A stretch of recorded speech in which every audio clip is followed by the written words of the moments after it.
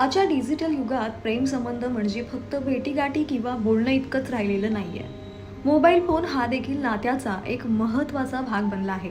Chats, calls, social media, photo, notes हे सगळं आपल्या फोनमध्ये असतं आणि म्हणूनच हल्ली अनेक नात्यांमध्ये एक नवा ट्रेंड चर्चेत आहे, तो म्हणजे ओपन फोन पॉलिसी.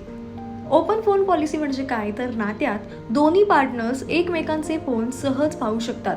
पासवर्ड माहीत असतो, चॅट्स, कॉल्स किंवा सोशल मीडिया वापर लपवून ठेवलेला नसतो.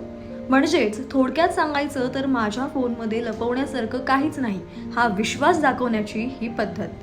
अनेक जोडपी ही पॉलिसी का स्वीकारतायत? तर बऱ्याच लोकांना असं वाटतं की फोन खुला ठेवला तर शंका उरत नाही. भूतकाळात फसवणूक, गैरसमज किंवा विश्वास तुटलेला असेल तर तो परत मिळवण्यासाठी काही जण ओपन फोन पॉलिसी स्वीकारतात. आपल्यामध्ये काहीही गुपित नाही असा संदेश यातून दिला जातो. पण असे काही तोटेही आहेत. फोन म्हणजे फक्त प्रेमसंबंध नाही, तर तो मित्रमैत्रिणींच्या गप्पा, कुटुंबियांशी बोललेलं खास विषय, वैयक्तिक विचार यांचाही भाग असतो. सतत फोन तपासलं जाणं म्हणजे वैयक्तिक स्पेस कमी होणं. कधी कधी ही पॉलिसी विश्वासापेक्षा नियंत्रणासारखी वाटू लागते. प्रत्येक नोटिफिकेशनवरती प्रश्न, जुन्या चॅट्सचे अर्थ काढणे, साध्या संभाषणावरून संशय घेणे यामुळे नात्यात वाद वाढू शकतात.